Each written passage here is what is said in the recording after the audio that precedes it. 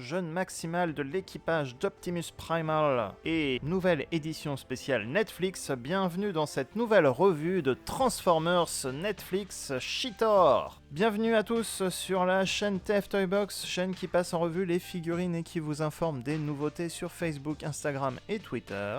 On va faire comme d'habitude un unboxing, on va passer en revue le mode animal, le mode robot et la transformation avec quelques comparaisons. Vous retrouverez le sommaire en description de cette vidéo. Si cette vidéo vous plaît, n'oubliez pas de laisser un pouce positif, ça aide beaucoup pour la visibilité de la chaîne et ça fait toujours plaisir. Et on est parti pour l'unboxing de Netflix Cheetor. La figurine se présente dans un packaging spécial Netflix aux couleurs de la chaîne ou de la plateforme avec en majorité du noir, du blanc et du rouge. À l'avant, on retrouve notre figurine en mode robot avec le nom Maximal Cheetor, le logo Warforce Cybertron Trilogy, les logos habituels Transformers, Takara Tomy, Hasbro. Premier packaging Netflix à avoir changé avec un intérieur en carton plutôt qu'une bulle plastique. C'est pour ça qu'il y a une grosse zone blanche en bas et que le logo Warforce Cybertron a été rehaussé. Premier côté, on retrouve l'artwork de Cheetor qu'on avait sur l'emballage Kingdom classique avec le logo Netflix et un beau logo Maximal géant. Au dos, notre Cheetor en mode robot, en mode animal, 20 étapes de conversion, un dessin qu'on aurait pu trouver sur le fond d'une caverne, d'une panthère, d'un guépard, pardon. J'ai fait l'erreur dans la première vidéo de Cheetor, je ferai l'erreur encore ici. Et encore une fois, le nom Maximal Cheetor. Dernier côté, le poster de la trilogie Warforce Cybertron qui a légèrement évolué, toujours en 3 couleurs, en blanc, en noir et en rouge. Et il a évolué car, en observant les deux packagings, certains personnages comme Unicron ont bougé de place sur l'emballage et on a Shockwave qui est positionné derrière Scorponok, ce qui n'était pas le cas dans le premier artwork à gauche. Au-dessus, on retrouve un logo Autobot et le logo Transformers More Than Meets the Eye. On ouvre la boîte. Notre figurine est attachée sur un fond en carton. On va retrouver comme papier les infos contractuelles inutiles, les instructions de Cheetor avec un nouvel artwork Warforce Cybertron Trilogy. Et comme je le disais, Cheetor est cette fois sur un fond en carton avec à la fois le dessin du logo Maximal et le dessin de la panthère guépard. On n'oublie pas l'accessoire qui est attaché à l'arrière. On fera attention pour faire passer d'abord les pattes à travers le carton tout doucement. Et voilà à quoi ressemble le fond, le logo et le dessin de Cheetor en mode animal. On n'oubliera pas le petit accessoire. On a donc droit à une édition spéciale de Cheetor qui est légèrement repeinte par rapport à l'original. Il n'y a pas de modification du moule en lui-même, c'est la même figurine. De la peinture en plus pour ressembler au Cheetor de la série et le Cheetor original. De la peinture en moins qui est un petit avantage pour ce mode panthère au niveau des jambes. Mais donc en dehors de ces détails, pas de grosses différences. Côté articulation, on a une panthère qui est quand même plutôt bien articulée, donc les jambes vont se plier au niveau de l'arrière, au niveau du genou, si ça s'appelle vraiment un genou pour cet animal. Les petits pieds sont également sur des ball joints, donc articulés, la queue, elle, ne bouge pas, la tête non plus. On va pouvoir lui ouvrir la bouche comme ceci, et bouger facilement les pattes avant. Pratique pour lui faire des jeux avec des petites balles ou des bot-bots. Ce qu'on pense pas pour faire des vidéos à la caméra. En termes de look, il aura des yeux verts plutôt que des yeux orange, ce qui est une des différences avec la version originale de Netflix, de Cheetor Kingdom, pardon. Et là, les jambes du mode robot sont pas peintes, donc les jambes arrière de l'animal ne sont pas peintes, elles restent jaunes, ce qui est mieux pour son mode animal. Comparaison avec le Deluxe Ractonite, à peu près proportionnel avec Ractonite, et comparaison avec le Deluxe Blur pour donner une idée de l'échelle du mode Panthère par rapport à un robot. Petite vue de haut également avec toujours Ractonite, aussi une figurine Deluxe de la gamme Kingdom. En termes de longueur, ils font à peu près la même taille. Cheetor est connu pour avoir un petit défaut, une petite partie, un petit picot qui casse au niveau de la tête, qui permet de sécuriser la tête avec le reste du corps, mais qui est totalement inutile, vu que comme vous le voyez, on peut détacher la tête et le rattacher. Et ça n'a pas raté sur ma version Netflix, le picot a cassé, pourtant j'avais mis en garde les gens et moi-même j'avais fait attention pour la première revue, la première figurine. Donc la tête tient totalement bien, mais vous aurez peut-être un petit morceau de plastique qui va casser, mais qui est totalement inutile.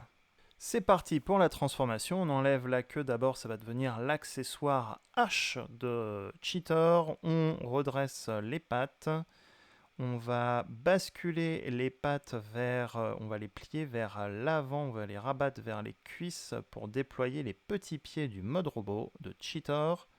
On va ouvrir les petits panneaux sur les côtés et les panneaux au niveau des pattes avant de la panthère, donc pour déployer les bras comme ceci, on voit les petits panneaux qui sont sortis tout seuls. On ouvre la gueule de l'animal, on déploie la tête et c'est ici qu'on va voir qu'il y a un petit morceau juste ici qui a cassé et qui est censé tenir la tête de l'animal au corps, mais qui est totalement inutile. On rouvre les panneaux sur le côté au cas où vous les aviez pliés, car on va devoir donc rentrer la tête et le petit picot qui est au milieu du torse de Cheetor dans la gueule de l'animal. Donc on rouvre bien la gueule comme ceci, on va planter le pic dans la gueule de l'animal comme ceci, et voilà notre torse du mode robot de Cheetor qui est formé, et on replie sur le côté les petits panneaux. On réaligne les bras proprement en pliant le coude et en tournant les poignets du mode robot. On pivote la tête, on repositionne les pattes de l'animal à l'arrière correctement, et il n'y a plus qu'à le faire tenir debout. On n'oublie pas également lui donner son arme, et voilà. Pour ce mode robot du bon et du moins bon, donc pour cette figurine Netflix Cheetor, en bon on a de la peinture bleue métallisée qui est vraiment chouette, qui fait ressortir plus la figurine et les yeux rouges du mode robot. On a toujours le logo maximal sur la tête. Mais on a moins de peinture du coup au niveau des jambes et au niveau de l'arme. La lame était peinte sur l'ancien modèle en bleu ciel. Et les jambes aussi, alors c'était très bien pour le mode panthère de ne pas avoir de bleu sur les pattes arrière. C'est donc un choix, il faut choisir est-ce qu'on préfère le mode robot ou le mode animal entre guillemets, mais effectivement sur le mode robot de Cheetor classique, on a du bleu, et on n'en a pas du tout sur le Netflix Cheetor, ce qui fait que ça le rend un peu moins habillé quand même au niveau des jambes. D'autant que dans la série, il a les jambes bleues comme le Cheetor original. On a des détails sculptés, ils sont toujours là, des détails de robots sculptés, des petits pics, mais ils ne sont pas mis en relief par la couleur bleu métallique qu'on a par contre sur les épaules et la ceinture. Le haut, en quelque sorte, est beaucoup mieux que le bas pour cette figurine. Il a des yeux verts en hommage au Cheetor de l'époque. Bien qu'encore une fois, dans la série Netflix, les yeux de panthère sont rouges et non pas verts. On a bien des petits yeux rouges et le logo maximal sur le casque de Cheetor mode robot. On a donc une Deluxe qui réussit à être mieux et moins bien en même temps en termes de peinture, en quelque sorte. Il a toujours une seule arme, sa queue qui a une lame au bout. On regrette de ne pas avoir l'arme, le fameux Gut Gun, l'arme pistolet qu'il a dans la série et également sur Netflix, tout comme Beast Wars ou le jeu original. Et de par ce choix de transformation des pattes, tout comme le Cheetor Kingdom original de la première vague de luxe, on a un robot qui a des jambes quand même un petit peu bizarres. On va dire que visuellement, c'est pas terrible. Mais c'est un compromis, et comme on l'a vu dans les revues précédentes Kingdom, les animaux ont souvent des compromis pour avoir un bon look robot et un look animal proche d'un animal organique. Cheetor, à mes yeux, est le seul qui a un bon mode animal et des compromis qui ont été faits du coup au mode robot, justement à cause de ces fameuses jambes. On a aussi des petits pieds qui font que parfois il n'est pas super stable ou il faut bien le mettre droit. Côté articulation, par contre, on est plutôt bon. On a toujours les articulations typiques Warforce Cybertron Kingdom avec des articulations au niveau de l'épaule. On peut même dégager le panneau arrière pour pouvoir avoir plus de mouvement au niveau du bras.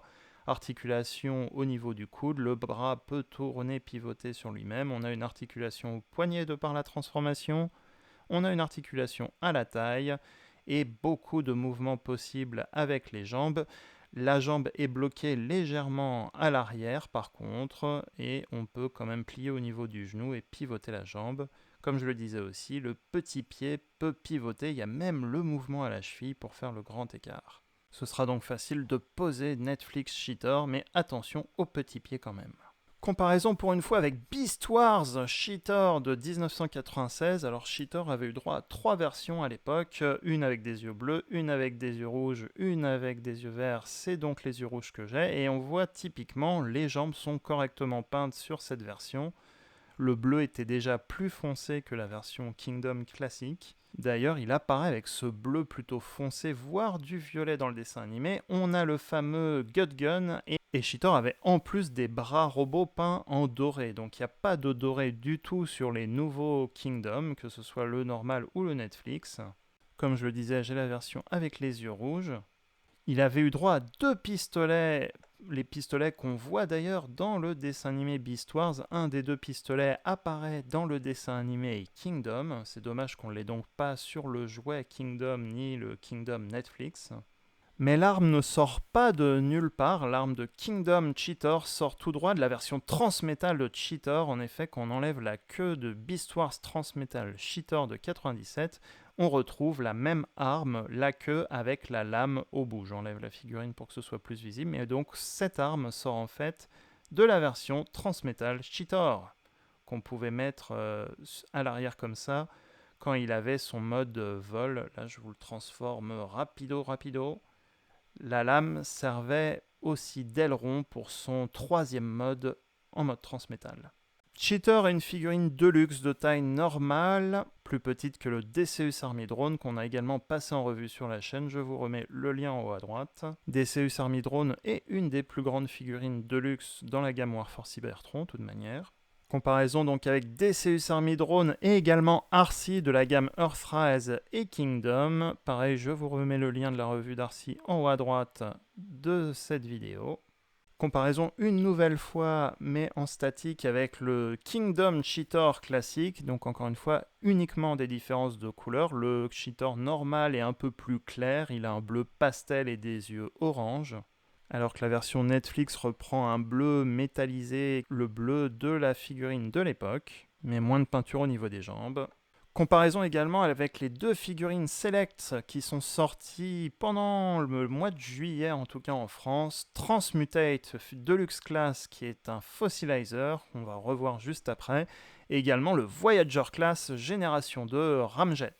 Parlons fossilizer, effectivement, Cheetor a très peu de points de connexion de 5 mm, un sous la taille qui correspond à l'assemblage avec la queue de l'animal et 2 sous les pieds, et il a les 2 trous au niveau des mains. Heureusement, les fossilizers sont surtout des armes de poing plus que des armures, parce que Cheetor n'aura pas de point de connexion sur le côté des bras ou des jambes.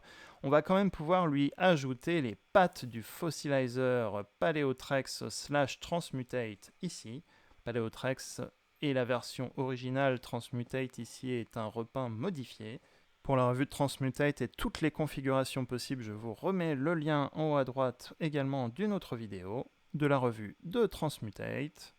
Mais effectivement, les armures peuvent se configurer comme vous voulez puisque ce sont des points de connexion standard de 5 mm, donc on va même pouvoir s'amuser à rajouter une queue squelettique à Cheetor en reprenant les morceaux de Transmutate qu'on va assembler un à l'arrière. Et avec le reste des pièces restantes, on va donc s'amuser à faire un méga canon. C'est une création, mais l'avantage avec ces fossilizers et weaponizers, vous pouvez créer vos propres armures et vos propres armes. Et voilà ce que donnerait donc Cheetor avec une combinaison un peu spéciale de Transmutate, avec toutes les parties assemblées. Que pensez-vous de ce personnage, de cette figurine? N'hésitez pas à me mettre en commentaire vos impressions. La vidéo de la semaine est terminée, j'espère qu'elle vous a plu. Netflix Cheetor avait été envoyé dans le pack Kingdom fourni par Hasbro France. Encore merci à eux pour l'envoi de ce super package Kingdom. Si vous voulez revoir la vidéo de l'unboxing, n'hésitez pas à cliquer sur le lien en haut à droite et revoir le live avec quelques infos et quelques prises de questions, sachant que le live a été fait avant la diffusion de la série sur Netflix. Et suivez leur compte Instagram pour l'annonce de nouveautés Hasbro. Si cette vidéo vous a plu, n'oubliez pas de laisser un petit pouce positif, ça aide beaucoup pour la visibilité de la vidéo et ça fait toujours plaisir. Et si vous êtes nouveau et que vous voulez voir d'autres vidéos comme celle-ci, n'hésitez pas de regarder les autres vidéos de la chaîne et de vous abonner à la chaîne en activant la petite cloche. TF Toybox est aussi sur Facebook, Instagram et Twitter pour diffuser les news et les bons plans quand il n'y a pas encore de vidéo de fête. Et d'ici là, à très bientôt!